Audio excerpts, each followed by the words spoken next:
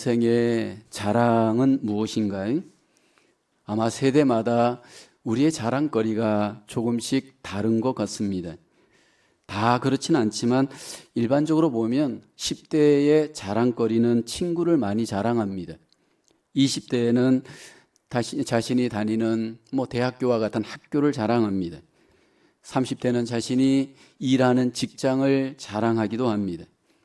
40대는 자기가 산 집을 자랑하거나 모은 돈을 자랑하기도 합니다.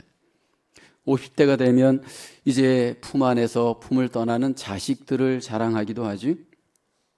60대쯤 되면 많은 분들이 자신의 건강을 또 자랑하기도 합니다. 60대 이상 또 80대나 90대에 계신 분들은 자신이 운전하는 것을 자랑하기도 하더라고요.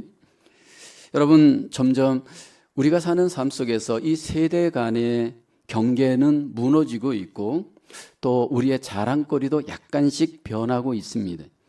과거보다 더 오늘 우리의 삶을 들여다보면 평범하고 일상적인 삶을 자랑하는 트렌드로 세상은 변해져 가고 있습니다. 제가 요즘 읽는 책 중에 트렌드 코리아 2025라고 하는 책이 있습니다.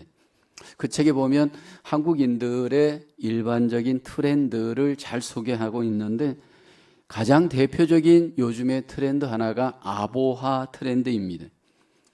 아주 보통의 하루의 준말입니다.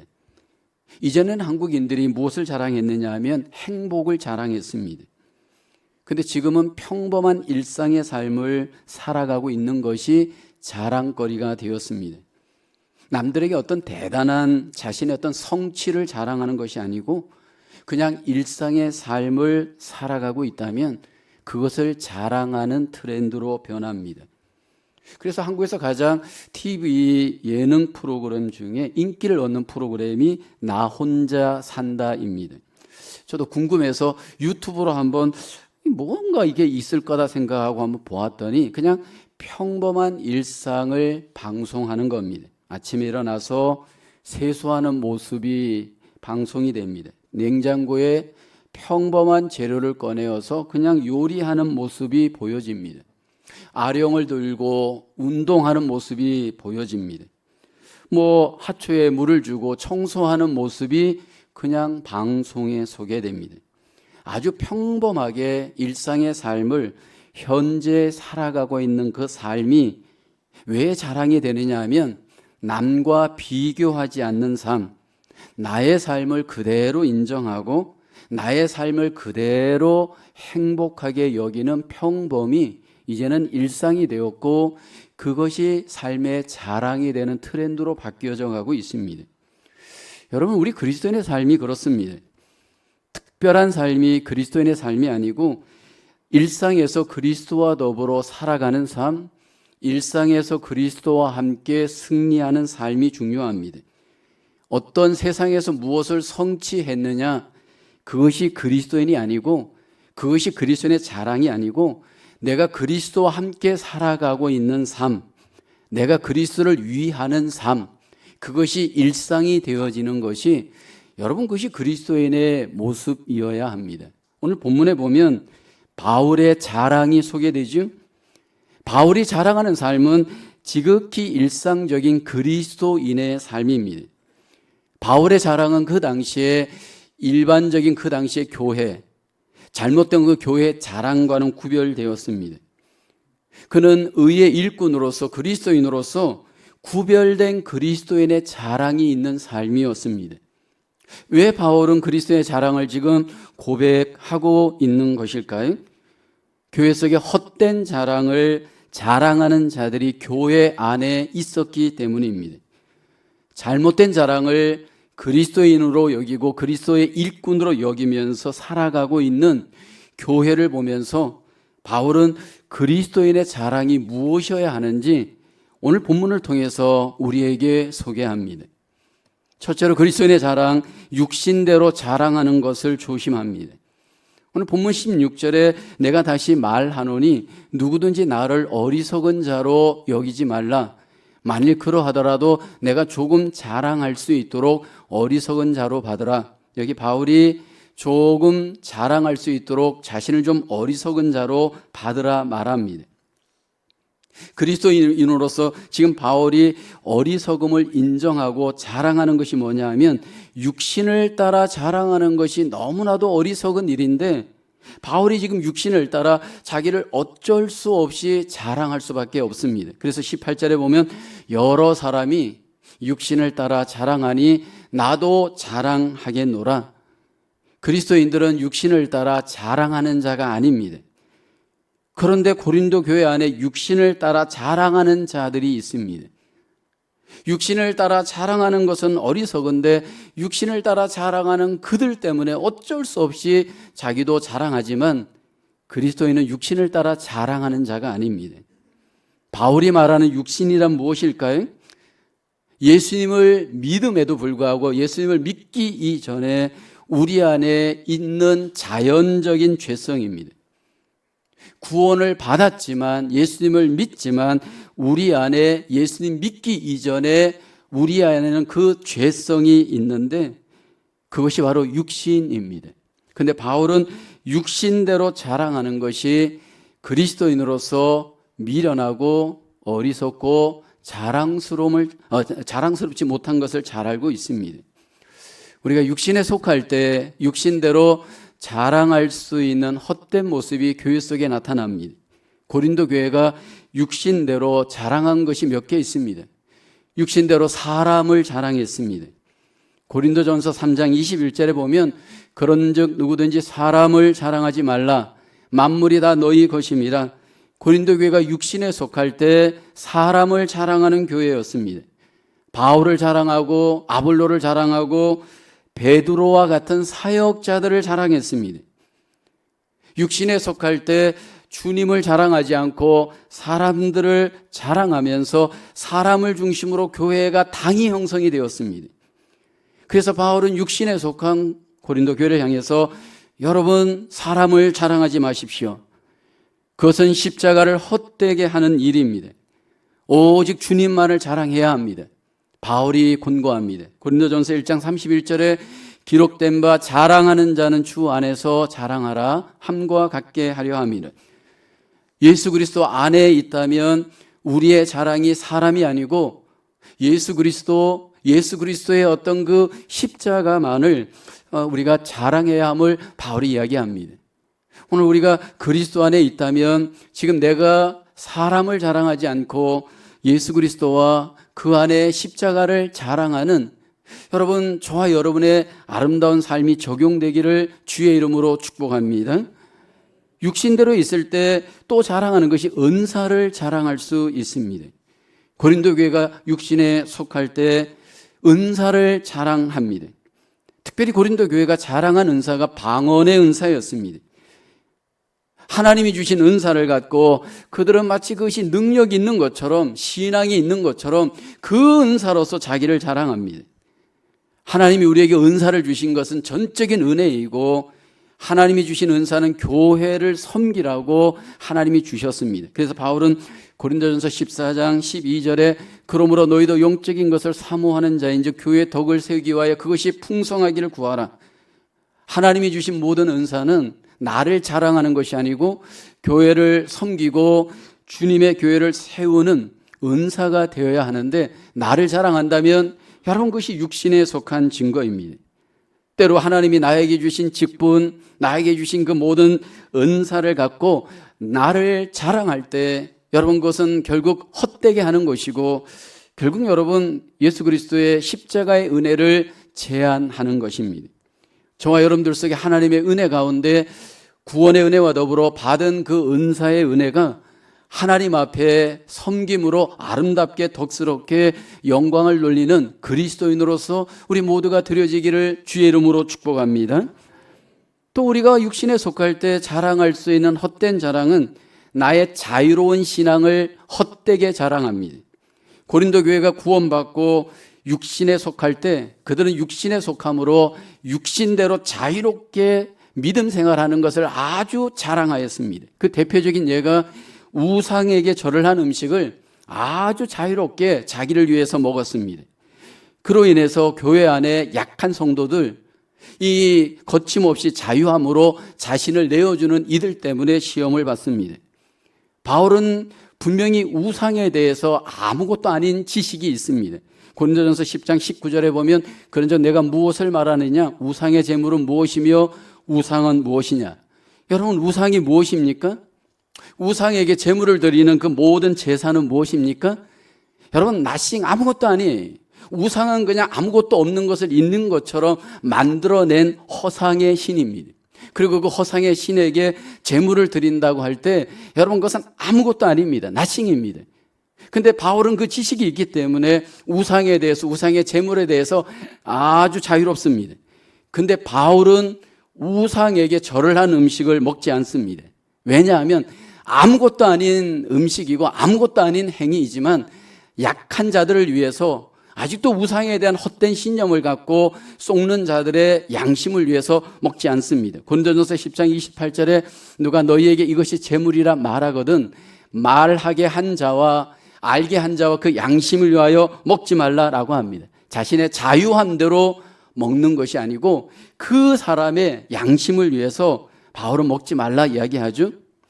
무엇을 우리에게 보여주냐면 신앙생활이란 나의 지식을 따라 자유롭게 그 자유를 따라 내 마음대로 사는 것이 그리스도인이 아니고 철저하게 타인을 위해서, 약한 자를 위해서 자신의 자유함을 절제할 줄 알고 덕을 세울 줄 아는 자가 그리스도인이라는 겁니다.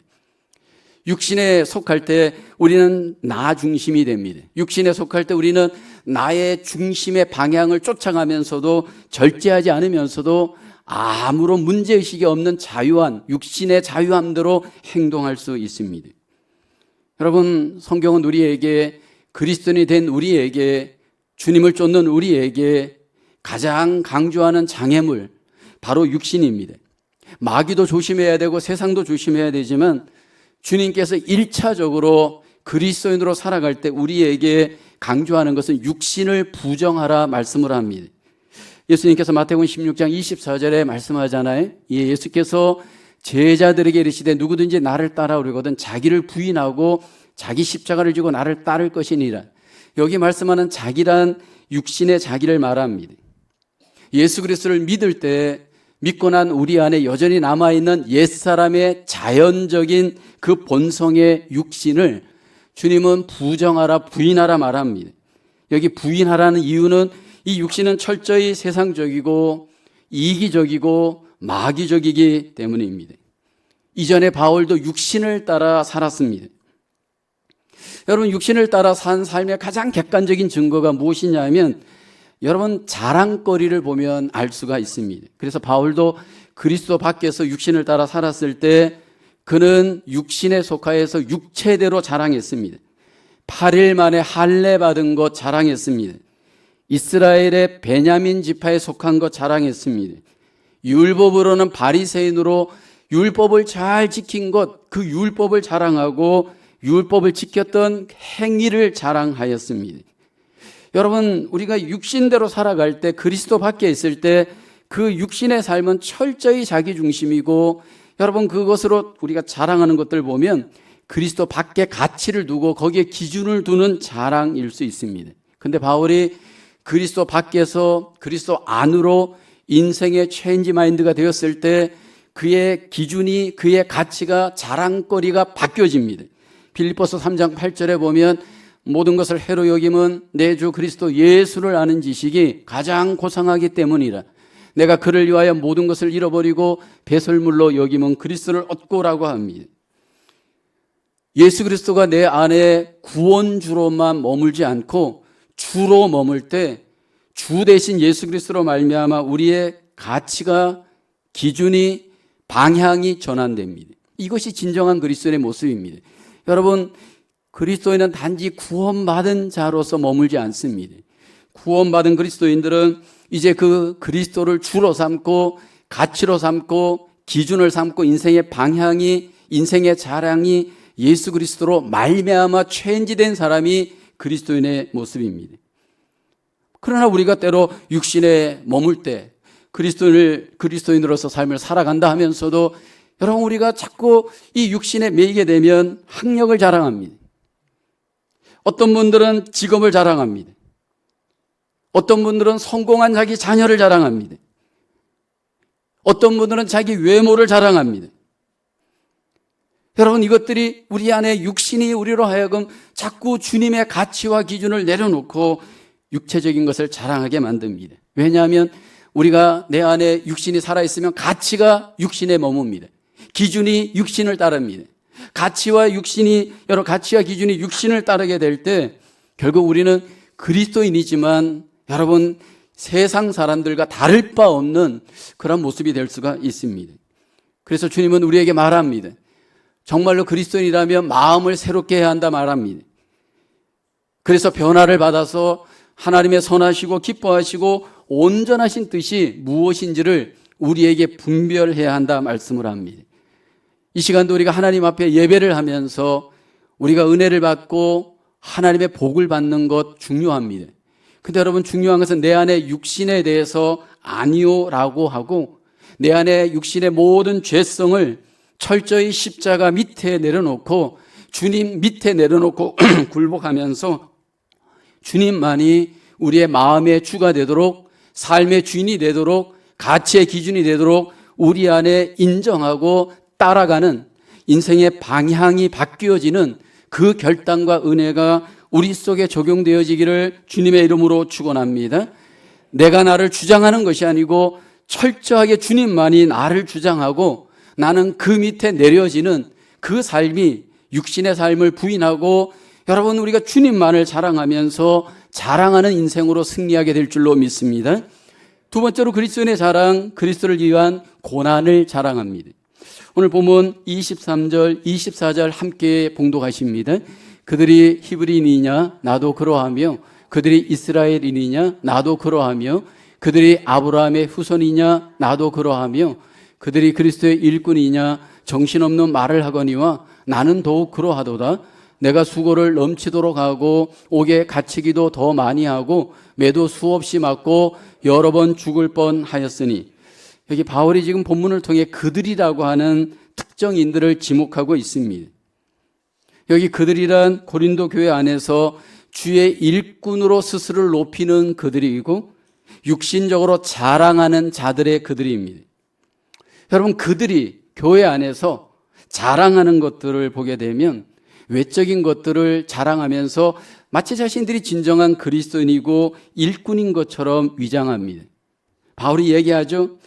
자신들이 히브리인이고 또 아브라함의 후손이고 그리스도의 일꾼이라고 자랑한다.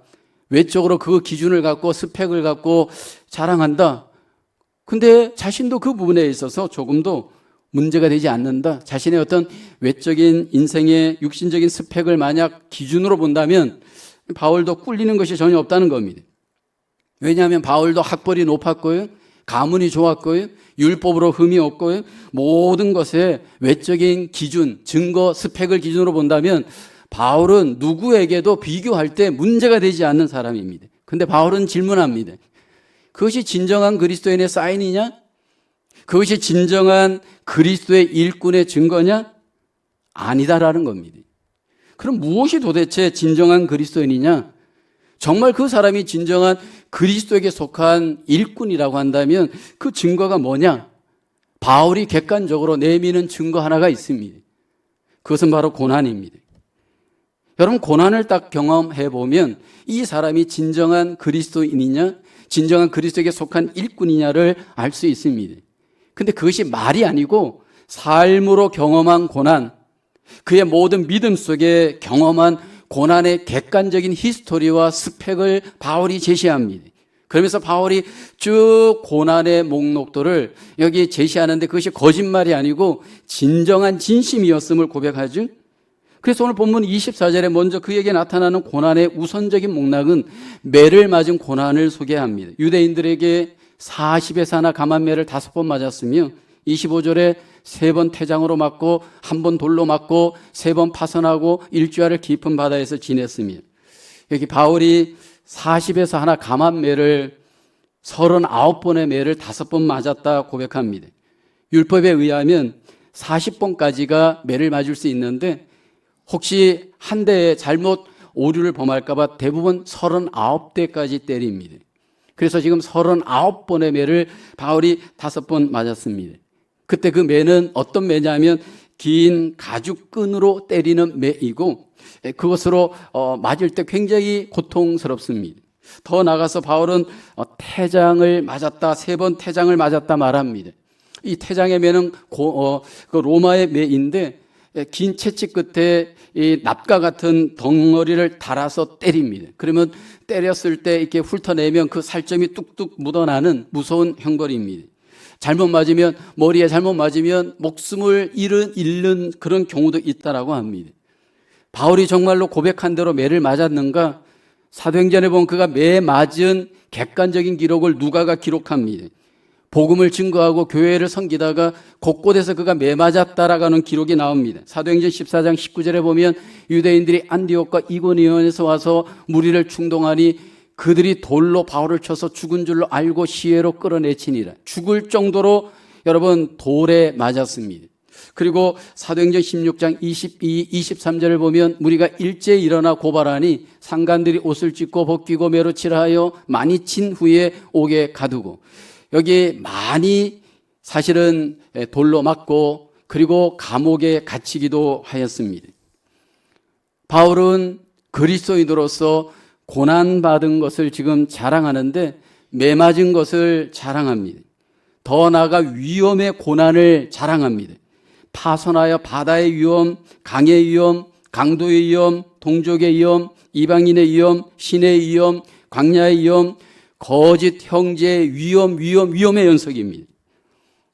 왜 이렇게 바울에게 하나님은 고난을 허용했을까요? 복음을 위해 살고 그리스도를 위해 살아가는 바울은 이 고난을 어떻게 이해했을까요? 바울은 고린도 후서 이 본문 속에서 4장 8절 9절에 보면 고난에 대한 자기 이해를 이렇게 얘기합니다. 우리가 사방으로 우겨쌈을 당하여도 쌓이지 아니하며 답답한 일을 당하여도 낙심하지 아니하며 박해를 받아도 버림받지 아니하며 거꾸러뜨림을 당하여도 망하지 아니하고 고난을 절대로 부정적으로 이해하거나 해석하지 않습니다. 왜일까요? 바울이 고난 앞에서 그 고난을 이해하고 해석하는 그 모든 것들이 그리스도 안에 해석을 합니다. 고린도서 4장 11절에 이렇게 고백하죠. 우리가 살아있는 자가 항상 예수를 위하여 죽음에 넘겨짐은 예수의 생명이 또한 우리 죽을 육체에 나타나게 하려 함이라. 죽음에 넘겨지는 고난 속에서 바울이 경험한 것은 예수의 생명입니다. 여러분, 그리스도인은 고난당하는 자일 수 있습니다.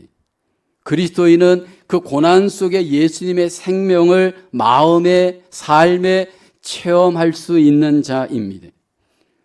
바울의 고난은 더 한 걸음 더 나아가 아주 일상의 그 고난을 우리에게 고백합니다. 수고하면서 자지 못하고 굶고 춥고 헐벗었다. 27절에 고백하죠. 또 수고하며 애쓰고 여러 번 자지 못하고 줄이며 목마르고 여러 번 굶고 춥고 헐벗었노라. 사실 이 바울의 이 모든 고난들의 그 중심 핵심에 들어가 보면 물질의 고난, 재정의 고난, 어떤 여러분 그런 결핍, 그 고난이 그의 삶의 반복이었습니다. 물질이 없음으로 인해서 제대로 먹지도 못하고 제대로 자지도 못하고 제대로 돌봄을 여러분 경험하는 그 삶에서 바울은 그 물질적인 어려움 속에 오는 육체적인 모든 수고, 고난을 그는 믿음으로 주님과 함께 이겨냅니다. 빌립보서 4장 11절에 바울이 그렇게 고백하죠. 내가 궁핍함으로 말하는 것이 아니라 어떤 형편에든지 나는 자족하기를 배웠노니. 이것이 그리스도인의 삶일 수 있습니다. 목숨 속에서, 삶 속에서 반복되어지는 그 고난, 그는 그것을 그리스도로 말미암아 이기고 승리하였습니다. 오늘 이거 바울의 고난을 함께 우리가 나누면서 우리의 이 삶을, 우리의 이 그리스도인의 가는 길을 돌아볼 때 정말 그리스도인의 길을 가고 그리스도인으로서 삶을 사는 분들에게 바울과 똑같이 저는 고난이 우리 속에 분명히 증거가 된다 믿습니다.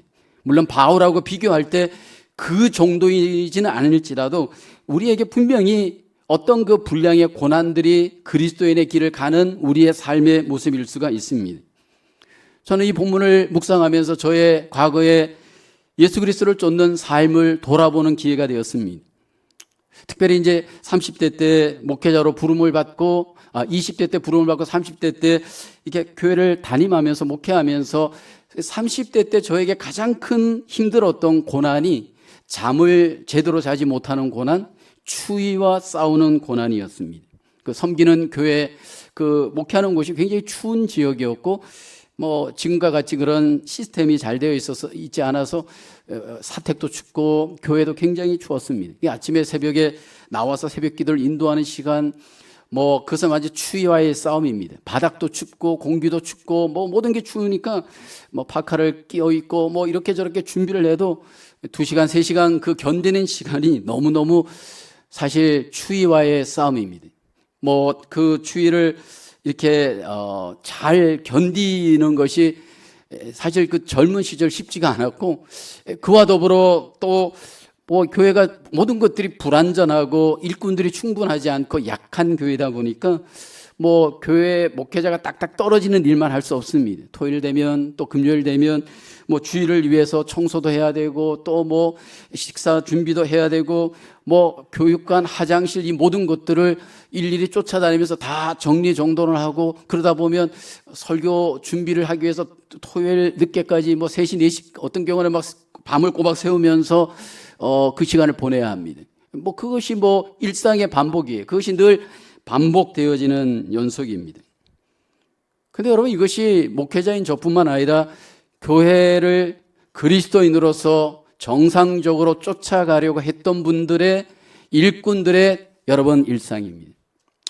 제가 우리 교회를 부임했을 때 우리 교회가 힘들고 어려운 상황이었습니다. 그때 주 그리스도 안에서 그리스도인의 길을 고난받으면서 가셨던 일꾼들이 계십니다. 새벽에 나오셔서 여러분 잠을 줄이고 그 새벽 기도 차량을 운행해야 됩니다. 남들보다 먼저 일어나서 그 차량을 운행하는 것이 새벽마다 쉬운 일이 아닙니다. 그뿐만 아니라 아침부터 저녁까지 늘 일을 하면서도 그 피곤한 가운데에서 잠을 무릅쓰고 수요 예배를 드리시는 그 분들이 계셨습니다.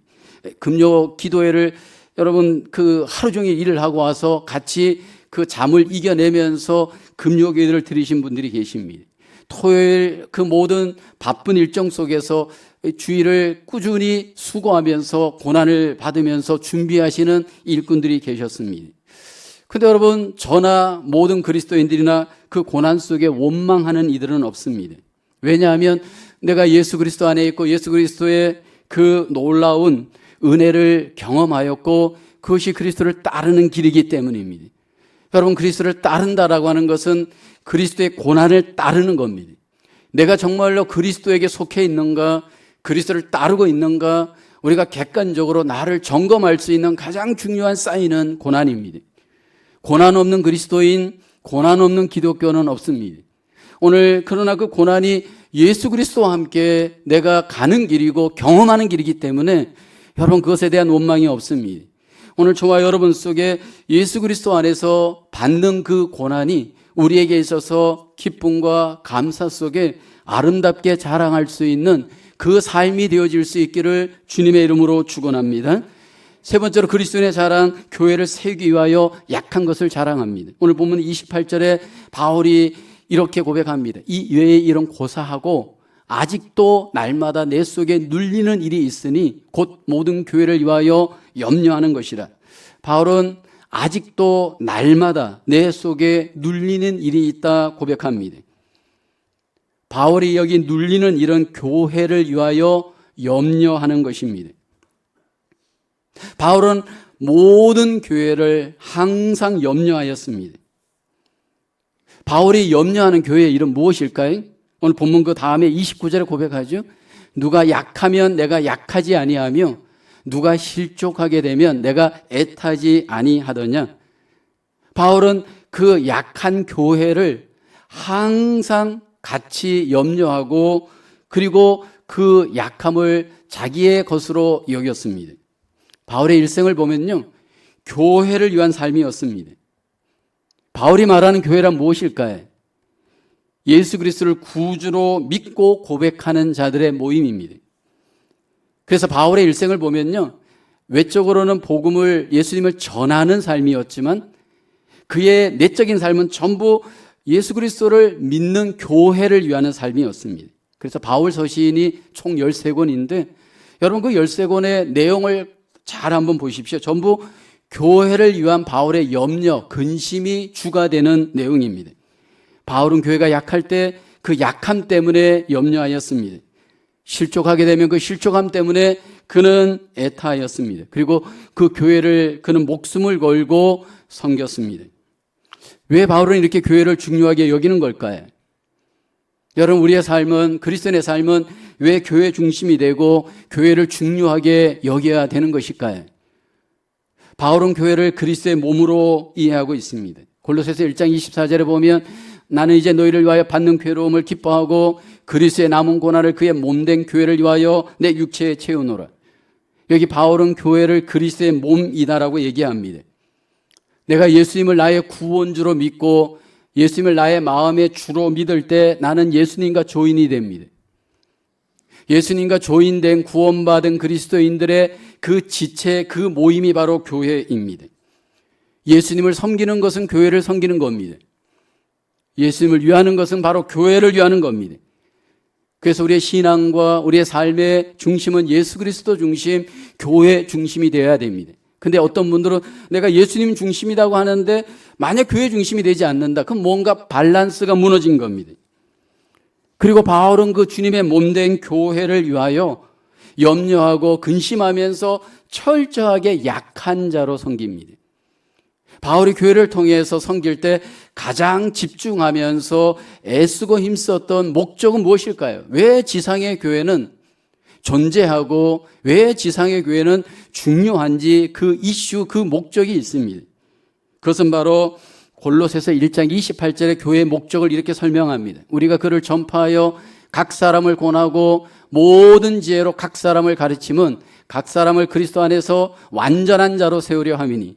여러분 지상의 교회가 왜 존재하고 왜 필요하느냐 하면 예수 그리스도 안에서 각 사람을 완전한 자로 세우기 위함입니다. 여기 완전한 자란 어떤 자이냐 하면 에베소서 4장 13절에 바울이 고백하죠. 같이 한번 고백해 볼까요? 시작. 우리가 다 하나님의 아들을 믿는 것과 아는 일에 하나가 되어 온전한 사람을 이루어 그리스도의 장성한 분량이 충만한 데까지 이르느니. 여기 완전한 사람은 온전한 사람이고 이 온전한 사람이란 그리스도의 장성한 분량이 충만한 데까지 이른 사람입니다. 이것은 한마디로 얘기하면 예수님의 제자가 되는 겁니다. 여러분 지상의 교회는 예수 그리스도의 제자로 세우기 위한 하나님의 선하신 뜻, 목적이 있습니다. 그런데 그것을 어떻게 세워갈까요? 바울은 약한 자로서 철저히 자기의 정체성을 이해합니다. 여기 약하다라고 하는 의미는 어떤 의미냐면 그의 마음의 자세입니다. 마음의 밸런스가 철저히 낮아져서 여러분 교회를 높이는 그의 내적인 마음의 자세인데 이것은 마치 어미의 자세, 유모의 자세, 아비의 자세입니다. 바울은 교회를 이해할 때 철저히 어미와 아비로 자기가 섬기는 것을 이해합니다. 고린도전서 4장 15절에 보면 그리스도 안에서 1만 스승이 있으되 아버지는 많지 아니하니 그리스도 예수 안에서 내가 복음으로써 너희를 낳았습니다. 바울이 고린도 교회에 대해서 약해하고 안타까워하고 힘들어하는 이유는 그는 유모로서 어미로서 아비로서 자세를 갖습니다. 부모로서 가정에서 부모를 경험해 보신 분들의 공통점이 하나 있습니다. 가정에서 제일 약한 자가 누구일까요? 여러분 가정에서 우리가 함께 자녀들과 함께 가정을 이루어갈 때 가정에서 제일 약한 자는 부모입니다. 부모가 약자가 되어지지 않으면 아이들을 키워낼 수 없습니다. 그래서 아이들에게 지는 자가 바로 부모입니다. 말도 안 되는 주장을 하고 말도 안 되는 행동을 할 때마다 부모들은 그 답을 다 알지만 저들의 강함과 성숙을 위해서 약해지는 자가 바로 부모입니다. 바울이 그랬습니다. 데살로니가전서 2장 7절에 우리는 그리스도의 사도로서 마땅히 권위를 주장할 수 있으나 도리어 너희 가운데서 유순한 자가 되어 유모가 자기 자녀를 기름과 같이 하였으니 자신을 유모에 비유합니다. 어머니가 마치 아기를 약한 자 되어서 키우는 것과 같이 철저히 약한 아기를 위해서 바울은 약한 자가 됩니다. 여러분 이렇게 약한 자가 될 수 있었던 바울의 이유가 뭐냐면 그 어미의 심정, 아비의 심정, 유모의 심정이 가능했던 이유가 뭐냐 하면 그리스도의 사랑 때문입니다. 그래서 이것은 억울한 일이 아니고 힘든 일이 아니고 예수 그리스도의 그 사랑으로 심장으로 그렇게 약해져서 교회를 철저히 섬깁니다. 개인적으로 목회자로서 교회를 섬겨오면서 사실 바울의 그 목회, 바울의 리더십에 굉장한 저는 본과 모범을 삼습니다. 그 중에 가장 제가 적용하기를 원했던 것은 약한 교회를 섬기는 목회자가 되자 그런 어떤 개인적인 모토와 적용이 저에게 있었습니다. 강한 교회 말고 모든 것들이 갖춰져 있고 셋업이 되어져서 부흥되어지고 성장되어져 누릴 수 있는 교회가 아닌 철저히 어렵고 힘들고 약한 교회가 주어진다 했을 때 이것을 그리스도의 사랑 안에서 섬기는 목회를 해야겠다라고 하는 마음이 주님이 주신 마음이었습니다. 그래서 저의 일생 그 과거를 이렇게 바울을 보면서 저를 보게 되니까 전부 약한 교회를 중심으로 갔던 목회였습니다. 이렇게 좀 교회가 셋업 되어지면 또 내려서 약한 교회로 가고 또 이 교회가 셋업 되어지면 또 약한 교회로 가고 그렇게 하나님이 인도하셨던 것 같습니다. 15년 전에 뉴욕 만암 선교교회에 제가 부임했을 때 사실 그때 이 교회 안에 여러 가지 어려움이 있었고 약함이 있었습니다. 그때 게스트로 제가 왔다가 이제 성도님들과 함께 예배를 드리고 새벽 기도를 드리고 이제 하나님의 인도를 청빙을 요청받았습니다. 새벽 기도를 마치고 다이너에 갔는데 집사님들이 저에게 이 교회를 좀 섬겨 주십시오라고 하는 청빙 그런 말씀을 하였습니다. 근데 저는 그때 무엇을 보았느냐 하면 그 약한 교회를 사랑하는 집사님들의 눈물을 보았습니다. 그 눈물을 흘리시는 그 모습이 주님의 모습이었습니다. 그러니까 약한 교회를 그냥 미련 없이 툴툴 털어버리고 떠나면 되지 저렇게 고난을 받는 이유가 무엇인가 저는 그것을 주님의 모습, 주님의 마음으로 여겼습니다. 그래서 저는 그런 그 모습을 보면서 그러나 한국에 돌아가서 이제 기도하면서 하나님 앞에 기도했습니다. 근데 기도하면서도 주님이 저에게 주신 마음이 동일했습니다.